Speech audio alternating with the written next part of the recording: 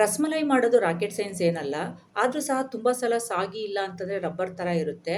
ಯಾಕೆಂದ್ರೆ ಇದರಲ್ಲಿ ತುಂಬ ಮುಖ್ಯವಾಗಿ ಬರೋ ಪನ್ನೀರ್ ರೀತಿ ಕಾಣೋ ಚೆನ್ನ ಮಾಡುವ ಸರಿಯಾದ ಟೆಕ್ನಿಕ್. ಈ ವಿಡಿಯೋದಲ್ಲಿ ನಾನು ಫೇಲ್ಯೂರ್ ಆಗದ ರೀತಿ ರಸಮಲೈ ಹೇಗೆ ಮಾಡ್ಬೋದು, ಆ ಟೆಕ್ನಿಕ್ ಏನು ಅಂತ ಡೀಟೇಲ್ ಆಗಿ ತೋರಿಸಿದ್ದೀನಿ. ಈ ವಿಡಿಯೋನ ಕೊನೆ ತನಕ ಸ್ಕಿಪ್ ಮಾಡದೆ ನೋಡಿ. Welcome to my channel Tara on point. ಇಲ್ಲಿ ಮುಖ್ಯವಾಗಿ ಬರೋದು ಹಾಲು. ಇದನ್ನು ಆರಿಸ್ಕೊಳ್ಳೋ ರೀತಿ. ನಾನಿಲ್ಲಿ 3 ರೀತಿ ಹಾಲನ್ನು ತೋರಿಸ್ತಾ ಇದ್ದೀನಿ. ಆದರೆ ಯೂಸ್ ಮಾಡೋದು 2 ಮಾತ್ರ. ಇಲ್ಲಿ ಹಸಿರು, ನೀಲಿ ಮತ್ತು ಕೇಸರಿ ಬಣ್ಣದ ಪ್ಯಾಕೆಟ್ ಹಾಲನ್ನು ತೊಗೊಂಡಿದ್ದೀನಿ. ಈ 3ರಲ್ಲೂ ಡಿಫ್ರೆನ್ಸ್ ಏನಂತಂದರೆ ಫ್ಯಾಟ್ ಕಂಟೆಂಟ್. ಇದನ್ನು ಯಾಕೆ ತೋರಿಸ್ತಾ ಇದ್ದೀನಿ ಅಂತಂದರೆ ಇದ್ರ ಮೇಲಿರೋ ಫ್ಯಾಟನ್ನು ಎಲ್ಲಿ ನೋಡೋದು ಅಂತ ತೋರಿಸ್ಲಿಕ್ಕೆ. ರಸಮಲೈನ ಚೆನ್ನಾಗಿ ಮಾಡೋದಕ್ಕೆ ಕಡಿಮೆ ಕೊಬ್ಬಿನಂಶ ಇರೋಂಥ ಹಾಲು ಅಂದರೆ ಲೋ ಫ್ಯಾಟ್ ಮಿಲ್ಕ್ ತೊಗೋಬೇಕು. ಹಾಗೆಯೇ ಅದ್ರಲ್ಲಿ ಬರೋವಂಥ ರಸ ಅಂದರೆ ರಬಡಿ ಥರ ಏನು ಮಾಡ್ತೀವಲ್ಲ, ಅದನ್ನು ಮಾಡೋದಕ್ಕೆ ಜಾಸ್ತಿ ಕೊಬ್ಬಿನಂಶ ಇರೋಂಥ ಹಾಲು ಬೇಕು. ಈಗ ಯಾವ್ಯಾವ ಪ್ಯಾಕೆಟ್ನಲ್ಲಿ ಎಷ್ಟು ಕೊಬ್ಬಿನಂಶ ಇದೆ ಅಂತ ನೋಡೋಣ. ಕೇಸರಿ ಪ್ಯಾಕೆಟ್ನಲ್ಲಿ ನೋಡಿ 4.5% ಫ್ಯಾಟ್ ಇದೆ.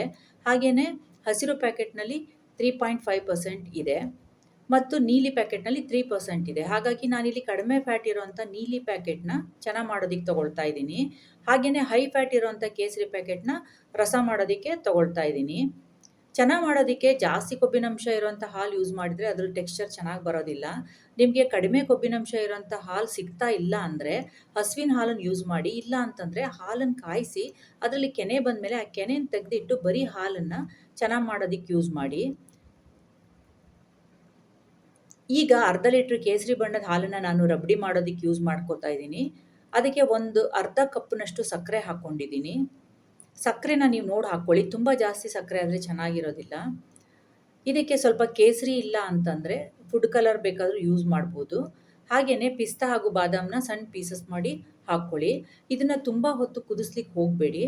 1 ನಿಮಿಷ ಕುದಿಸಿದ್ರೆ ಸಾಕು. ಯಾಕೆ ಅಂದರೆ ಗಟ್ಟಿ ಆದರೆ ನಿಮಗೆ ಚೆನ್ನಾಗಿ ಒಳಗಡೆ ಹೀರ್ಕೊಳ್ಳೋದಿಲ್ಲ. ಹಾಲನ್ನು ಆದಷ್ಟು ತೆಳುವಾಗೇ ಇಡಿ. ಇದಕ್ಕೆ ಒಂದು ಅರ್ಧ ಟೀ ಸ್ಪೂನಷ್ಟು ಏಲಕ್ಕಿ ಪುಡಿ ಹಾಕ್ಕೊಂಡಿದ್ದೀನಿ. ಇದು 2 ಕುದಿ ಬರೋ ತನಕ ಕಾಯಿಸಿದ್ರೆ ಸಾಕು. ಈಗ ಚೆನ್ನಾಗಿ ಮಾಡ್ಕೊಳ್ಳೋದಕ್ಕೆ ರೆಡಿ ಮಾಡ್ಕೊಳ್ಳೋಣ. ಇದಕ್ಕೆ ಒಂದು ಜಾಲರಿ ಇರುವಂತಹ ಪಾತ್ರೆ ತಗೊಳ್ಳಿ. ಅದರ ಮೇಲೆ ಒಂದು ತೆಳ್ಳಗಿರೋಂಥ ಬಟ್ಟೆ ಹಾಕ್ಕೊಳ್ಳಿ. ಹಾಲನ್ನು ಒಡಿಸೋದಕ್ಕೆ 3 ಟೇಬಲ್ ಸ್ಪೂನಷ್ಟು ವಿನೆಗರ್ ತೊಗೊಂಡಿದ್ದೀನಿ. ಹಾಗೆಯೇ 3 ಟೇಬಲ್ ಸ್ಪೂನಷ್ಟು ನೀರನ್ನು ಹಾಕಿ ಅದನ್ನು ಡೈಲ್ಯೂಟ್ ಮಾಡ್ಕೊತಾ ಇದ್ದೀನಿ. ಸಾಮಾನ್ಯವಾಗಿ ತಪ್ಪು ಮಾಡೋದು ಇಲ್ಲೇನೆ. ಡೈರೆಕ್ಟಾಗಿ ವಿನೆಗರ್ನ ಹಾಲಿಗೆ ಹಾಕಬಾರ್ದು. ಚೆನ್ನಾಗಿ ರಬ್ಬರ್ ಥರ ಆಗುತ್ತೆ. ಯಾವಾಗಲೂ ಡೈಲ್ಯೂಟ್ ಮಾಡಿ ಹಾಕಬೇಕು. ಇದ್ರ ಜೊತೆಗೆ ಒಂದು ಪಾತ್ರೆಯಲ್ಲಿ ತಣ್ಣಗಿರೋವಂಥ ನೀರು ಇಟ್ಕೊಳ್ಳಿ. ನಿಮಗೆ ಐಸ್ ಕ್ಯೂಬ್ ಇಲ್ಲ ಅಂದರೂ ಪರವಾಗಿಲ್ಲ, ನಾರ್ಮಲ್ ಟೆಂಪ್ರೇಚರಲ್ಲಿರೋವಂಥ ನೀರು ಇಟ್ಕೊಂಡ್ರೂ ಸಾಕು. ಈಗ ನಾನು ಚೆನ್ನಾಗಿ ಮಾಡೋದಕ್ಕೆ ನೀಲಿ ಪ್ಯಾಕೆಟ್ ಹಾಲು 1 ಲೀಟ್ರ್ ಕಾಯಿಸ್ತಾ ಇದ್ದೀನಿ. ಇದು ಕುದಿ ಬರೋ ತನಕ ಕುದಿಸಿದ್ರೆ ಸಾಕು. ಒಂದು ಕುದಿ ಬಂದ ನಂತರ ಸ್ವಿಚ್ ಆಫ್ ಮಾಡಿಬಿಡಿ. ಸ್ವಿಚ್ ಆಫ್ ಮಾಡಿದ್ಮೇಲೆ ಅದನ್ನು 2 ನಿಮಿಷ ತಣ್ಣಗಾಗೋದಕ್ಕೆ ಬಿಡಬೇಕು. ಅದು ಎಷ್ಟು ತಣ್ಣಗಾಗಬೇಕು ಅಂತ ಅಂದರೆ ಇಲ್ಲಿ ಹೇಗೆ ಚೆಕ್ ಮಾಡಬೇಕು ಅನ್ನೋದು ಹೇಳ್ತೀನಿ ನಾನು. ಅಂದರೆ ನೀವು ಬೆರಳಿಟ್ಟಾಗ ಅಂದರೆ ಆ ಹಾಲಿನೊಳಗಡೆ ಆ ಬಿಸಿನ ನಿಮ್ಮ ಬೆರಳು ತಡ್ಕೊಳ್ಳೋ ಆಗಿರಬೇಕು. ಅಷ್ಟು ಬಿಸಿ ಇದ್ದರೆ ಸಾಕು.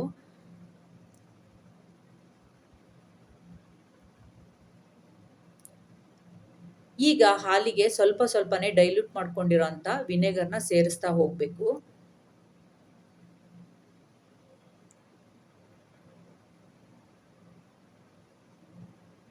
ಇಲ್ಲಿ ನೋಡಿ, ವಿನೆಗರ್ ಹಾಕಬೇಕಾದ್ರೆ ಜೋರಾಗಿ ಕಲ್ಕೋದಿಕ್ಕೆ ಹೋಗಬೇಡಿ. ಹಾಲನ್ನು ಯಾವಾಗ್ಲೂ ನಿಧಾನವಾಗಿ ಒಡಿಸ್ಬೇಕು. ಒಂದೇ ಸಲ ಹಾಕಿದರೆ ಅದಕ್ಕೆ ಶಾಕ್ ಕೊಟ್ಟಿದ ರೀತಿ ಆಗುತ್ತೆ. ನೀವು ಎಷ್ಟು ನಿಧಾನವಾಗಿ ಹಾಲನ್ನು ಒಡಿಸ್ತಿರಲ್ಲ ಅಷ್ಟು ಚೆನ್ನಾಗಿ ಬರುತ್ತೆ. ವಿನೆಗರನ್ನು ನಾವು ಏನು ಪ್ರಿಪೇರ್ ಮಾಡ್ಕೊಂಡಿರ್ತೀವಲ್ಲ ಅಷ್ಟನ್ನು ಹಾಕಬೇಕು ಅಂತ ಏನಿಲ್ಲ. ಯಾವಾಗ ನೀರು ಹಾಗೂ ಚೆನ್ನಾಗಿ ಸೆಪ್ರೇಟ್ ಆಗುತ್ತೆ, ಅಂದರೆ ನೀರು ಒಂದು ರೀತಿ ಹಸಿರು ಹಾಗೂ ಹಳದಿ ಬಣ್ಣಕ್ಕೆ ಬಿಟ್ಕೊಳ್ಳುತ್ತೆ, ಆಗ ಅದು ಕರೆಕ್ಟಾಗಿ ಸೆಪ್ರೇಟ್ ಆಗಿದೆ ಅಂತ.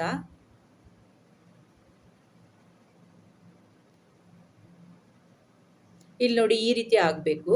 ಆಗ ತಕ್ಷಣ ಇದನ್ನು ನಾವು ರೆಡಿ ಮಾಡಿ ಇಟ್ಕೊಂಡಿರೋಂಥ ಜಾಲರಿಗೆ ಅಂದರೆ ಬಟ್ಟೆ ಮೇಲೆ ಅದನ್ನು ಹಾಕಬೇಕು.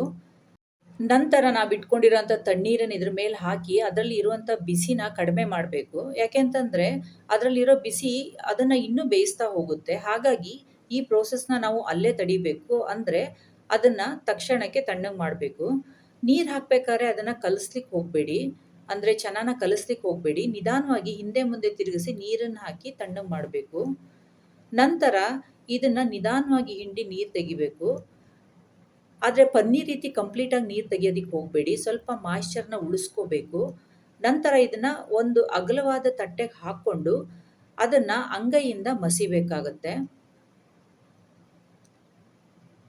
ಇಲ್ಲಿ ತೋರಿಸ್ತೀನಿ ನೋಡಿ. ಅದ್ರದ್ದು ಎಷ್ಟು ಮಾಯಿಶ್ಚರ್ ಇರಬೇಕು ಅಂತ ನೋಡಿ. ಈ ರೀತಿ ಸಾಫ್ಟ್ ಆಗಿರಬೇಕು. ಇಲ್ಲಿ ತುಂಬಾ ಮುಖ್ಯವಾಗಿ ಬರೋದು ಅಂತಂದ್ರೆ ನಾವು ಯಾವ ರೀತಿ ಮಸಿತೀವಿ ಅಂತ ಹೇಳಿ. ಅದು ಮಸಿಬೇಕಾದ್ರೆ ಪೇಸ್ಟ್ ಥರ ಆಗಬಾರ್ದು. ತುಂಬ ಸಣ್ಣಗೆ ತರಿತರಿಯಾಗಿರಬೇಕು. ಅಂದರೆ ನಾವು ಈಗ ಚಿರೋಟಿ ರವೆ ಎಷ್ಟು ಸೈಜ್ ಇರುತ್ತಲ್ಲ ಅದ್ರದ್ದು ಅರ್ಧದಷ್ಟು ಆಗಬೇಕು. ನೀವು ಪೇಸ್ಟ್ ಥರ ಮಾಡಿಕೊಂಡ್ರೆ ರಬಡಿದು ರಸ ಹೀರ್ಕೊಳ್ಳಲ್ಲ. ಹಾಗಾಗಿ ತುಂಬ ಸಣ್ಣ ಗ್ರೈನ್ಸ್ ಥರ ಆದರೆ ಸಾಕು. ಇದನ್ನ ಒಂದು 3-4 ಸಲ ನೀವು ಸ್ವಲ್ಪ ಸ್ವಲ್ಪನೇ ಪೋರ್ಷನ್ ತಗೊಂಡ್ಬಿಟ್ಟು ನಿಮ್ಮ ಅಂಗೈಯಿಂದ ಮಸಿಬೇಕು. ಅಂದರೆ ಇದನ್ನ ಒಂದು ರೀತಿ ಉಂಡೆ ಕಟ್ಟೋದಕ್ಕೆ ಆಗೋ ರೀತಿ ಕನ್ಸಿಸ್ಟೆನ್ಸಿ ಬರಬೇಕು. ಇದಕ್ಕೆ ನಾನು ಕಾರ್ನ್‌ಫ್ಲೋರ್ ಆಗಲಿ ಅಥವಾ ಮೈದಾ ಹಿಟ್ಟೆಲ್ಲ ಹಾಕ್ಕೊಂಡಿಲ್ಲ. ಅದ್ರ ಹಾಕೋ ಅವಶ್ಯಕತೆನೂ ಇರೋದಿಲ್ಲ. ನಾನು ಹೇಳಿದ ಮೆಥಡಲ್ಲಿ ಮಾಡಿದರೆ ನೀಟಾಗಿ ಬರುತ್ತೆ. ಇದು ಒಂದು ಹಿಟ್ಟಿನ ಹದಕ್ಕೆ ಬರಬೇಕು. ಅಂದರೆ ಇದನ್ನ ಉಂಡೆ ಕಟ್ಟಿದಾಗ ನೀಟಾಗಿ ಉಂಡೆ ಆಗಬೇಕು. ನೋಡಿ ಈ ರೀತಿ. ಹಾಗೇನೆ ಅದನ್ನ ಪ್ರೆಸ್ ಮಾಡಿದರೆ ನೀಟಾಗಿ ಪ್ರೆಸ್ ಆಗಬೇಕದು. ಸೈಡಲ್ಲಿ ಸಣ್ಣ ಸಣ್ಣಗೆ ನಿಮ್ಗೆ ಏನಾದ್ರು ಸ್ವಲ್ಪ ಕ್ರ್ಯಾಕ್ಸ್ ಇದ್ದರೆ ಅದನ್ನು ಹಾಗೇನೆ ಕೈಯಲ್ಲಿ ಅದನ್ನ ಪ್ರೆಸ್ ಮಾಡಿದ್ರೆ ಅದು ಹೊರಟೋಗುತ್ತೆ. ಅಕಸ್ಮಾತ್ ಇದು ಸರಿಗೆ ಬರ್ತಿಲ್ಲ ಅಂತಂದರೆ ಇನ್ನೊಂದು ಸಲ ಚೆನ್ನಾಗಿ ಅದನ್ನು ಮಸಿಬೇಕಾಗತ್ತೆ. ನೀವು ಮಾಡಿರೋಂಥ ಚೆನ್ನ ಏನಾದರೂ ತುಂಬ ಡ್ರೈ ಅನಿಸಿದ್ರೆ ಅದನ್ನು ಸೋಸಿರೋಂಥ ನೀರೇನಿರುತ್ತಲ್ಲ ಅದನ್ನು ಒಂದು ಅರ್ಧ ಸ್ಪೂನಷ್ಟು ಹಾಕ್ಕೊಂಡು ನಂತರ ಮಸಿರಿ. ನೋಡಿ ಉಂಡೆ ಕಟ್ಟಿ ಆದಮೇಲೆ ಈ ರೀತಿ ಪ್ರೆಸ್ ಮಾಡಿ ಸೈಜ್ ಚಿಕ್ಕದಾಗಿ ಮಾಡ್ಕೊಳ್ಳಿ. ಯಾಕೆ ಅಂದರೆ ಇದು ಬೆಂದ ನಂತರ ಸೈಜ್ ಡಬಲ್ ಆಗುತ್ತೆ. ಹಾಗಾಗಿ ಈ ಸೈಜ್ ಮಾಡಿಕೊಂಡ್ರೆ ಸಾಕು. ನಾನು ಹೇಳಿದ ಪ್ರೊಸೀಜರಲ್ಲಿ ಮಾಡಿದರೆ ಇದು ಬೇಯಿಸ್ಬೇಕಾದ್ರೆ ಒಡೆದು ಹೋಗೋದಿಲ್ಲ. ಈಗ ಚೆನ್ನಾಗಿ ಬೇಯಿಸೋದಕ್ಕೆ ರೆಡಿ ಮಾಡ್ಕೊಳ್ಳೋಣ. ನಾನು ಒಂದು ಪಾತ್ರೆಯಲ್ಲಿ 2 ಲೀಟರ್ಷ್ಟು ನೀರು ಹಾಕ್ಕೊಂಡಿದ್ದೀನಿ. ಪಾತ್ರೆ ಅಗಲ ಇರೋದನ್ನು ತಗೊಳ್ಳಿ. ಅದಕ್ಕೆ 1 ಕಪ್ಪಷ್ಟು ಸಕ್ಕರೆ ಹಾಕ್ಕೊಳ್ಳಿ. ನೀರು ಚೆನ್ನಾಗಿ ಕುದಿಯೋ ತನಕ ಬಿಡಬೇಕು. ನೀರು ಚೆನ್ನಾಗಿ ಕುದಿಬೇಕಾದ್ರೆ ಈ ಮಾಡ್ಕೊಂಡಿರೋಂಥ ಚೆನ್ನದ್ದು ಏನು ಇದಿರುತ್ತಲ್ಲ ರೌಂಡ್ ಬಿಲ್ಲೆ ಥರ ಅದನ್ನು ಹಾಕ್ತಾ ಹೋಗಬೇಕು. ನಂತರ ಇದನ್ನು ಮುಚ್ಚಿ ಸುಮಾರು 8-9 ನಿಮಿಷ ಬೇಯಿಸಬೇಕು. ಆದರೆ ನಾನು ಇಲ್ಲಿ ಮಧ್ಯದಲ್ಲೇ ಒಂದು 5 ನಿಮಿಷಕ್ಕೆ ಒಂದು ಸಲ ತೆಗ್ದಿದ್ದೀನಿ. ಯಾಕೆ ಅಂತಂದರೆ ಇದು ಅಗಲ ಆಗ್ತಾ ಹೋಗುತ್ತೆ. ಅದಕ್ಕೆ ಜಾಗ ಸಾಲೋದಿಲ್ಲ ಅಂದರೆ ಅಗಲ ಆಗೋದಕ್ಕೆ. ನೋಡಿ ಇಲ್ಲಿ ಈ ರೀತಿ ಆಗುತ್ತೆ. ಅದಕ್ಕೆ ಇದನ್ನ ಸ್ವಲ್ಪ ಒಳಗಡೆಗೆ ಕೆಲವೊಂದನ್ನು ಶಿಫ್ಟ್ ಮಾಡಿ. ಆದರೆ ನೀವು ಅದನ್ನು ಮಗ್ಚಾಕ್ಲೂಬಹುದು. ನೋಡಿ ಇಲ್ಲಿ ಎಷ್ಟು ಅಗಲ ಆಗಿದೆ ಅಂತ. ಇದು ಇನ್ನೂ ಜಾಸ್ತಿ ಅಗಲ ಆಗುತ್ತೆ. ಇದನ್ನು ಸುಮಾರು 9 ನಿಮಿಷದ ತನಕ ಟೋಟಲಾಗಿ ಬೇಯಿಸಬೇಕಾಗತ್ತೆ. ತುಂಬಾ ಬೇಯಿಸ್ಲಿಕ್ಕೆ ಹೋಗಬೇಡಿ. ಆವಾಗ ಅದ್ರದ್ದು ಟೆಕ್ಸ್ಚರ್ ಹಾಳಾಗುತ್ತೆ. ಇಲ್ಲಿ ನಾನು ಇದನ್ನು ಮತ್ತೆ ಮುಚ್ಚಿಬಿಟ್ಟು ಇನ್ನೂ ಒಂದು 4 ನಿಮಿಷ ಬೇಯಿಸಿದ್ದೀನಿ. ಟೋಟಲಾಗಿ 9 ನಿಮಿಷ ಬೇಯಿಸಿದ್ದೀನಿ. ನೋಡಿ 9 ನಿಮಿಷ ಆದಮೇಲೆ ತೋರಿಸ್ತೀನಿ ಎಷ್ಟು ದೊಡ್ಡದಾಗಿದೆ ಅಂಥೇಳಿ. ನೋಡಿ ಈ ರೀತಿ ಆಗುತ್ತೆ. ಅದಕ್ಕೋಸ್ಕರ ಸ್ವಲ್ಪ ಚಿಕ್ಕ ಸೈಜ್ ಮಾಡಿಕೊಂಡ್ರೆ ಅದು ಈ ರೀತಿ ಡಬಲ್ ಸೈಜ್ ಆಗುತ್ತೆ. ಇದು ಬೆಂದಾದ ನಂತರ ಇದನ್ನು ತಣ್ಣೀರೊಳಗಡೆ ಹಾಕ್ಕೊಳ್ಳಿ. ಯಾಕೆ ಅಂತಂದರೆ ಇದನ್ನು ಹಾಗೆ ಬಿಟ್ಟರೆ ಇನ್ನೂ ಅದು ಬೇಯ್ತಾ ಹೋಗುತ್ತೆ. ಹಾಗಾಗಿ ಒಂದು ಪಾತ್ರೆಯಲ್ಲಿ ತಣ್ಣೀರಿಗೆ ನೀವು ಐಸ್ ಕ್ಯೂಬ್ಸ್ ಹಾಕಿ ಇಟ್ಕೊಂಡ್ರೆ ಇನ್ನೂ ಒಳ್ಳೆಯದು. ಇಲ್ಲ ಅಂತಂದರೆ ನಾರ್ಮಲ್ ತಣ್ಣೀರನ್ನೇ ಇಟ್ಕೊಂಡ್ರೂ ಸಾಕು. ಆ ರೀತಿ ಮಾಡೋದ್ರಿಂದ ಏನಾಗುತ್ತೆ ಅದರದ್ದು ನೆಕ್ಸ್ಟ್ ಬೇಯೋ ಪ್ರಾಸೆಸ್ಸು ಸ್ಟಾಪ್ ಆಗುತ್ತೆ. ಇದು ಕಂಪ್ಲೀಟಾಗಿ ತಣ್ಣಗಾಗಬೇಕು.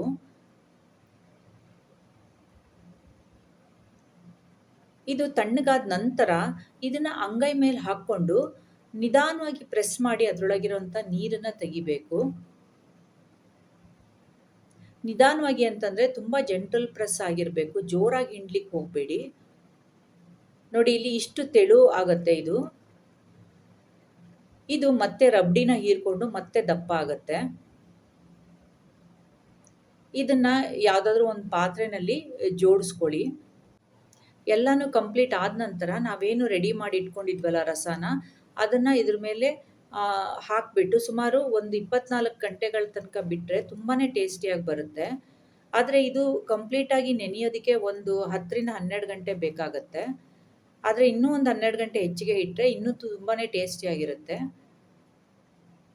ನೋಡಿ ಇಲ್ಲಿ ಈ ರೀತಿ ಇರುತ್ತೆ. ಇದು ರಸನೆಲ್ಲ ಹೀರ್ಕೊಂಡು ಈ ರೀತಿ ಆಗತ್ತೆ.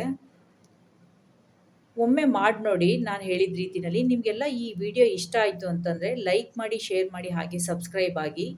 Thank you for watching.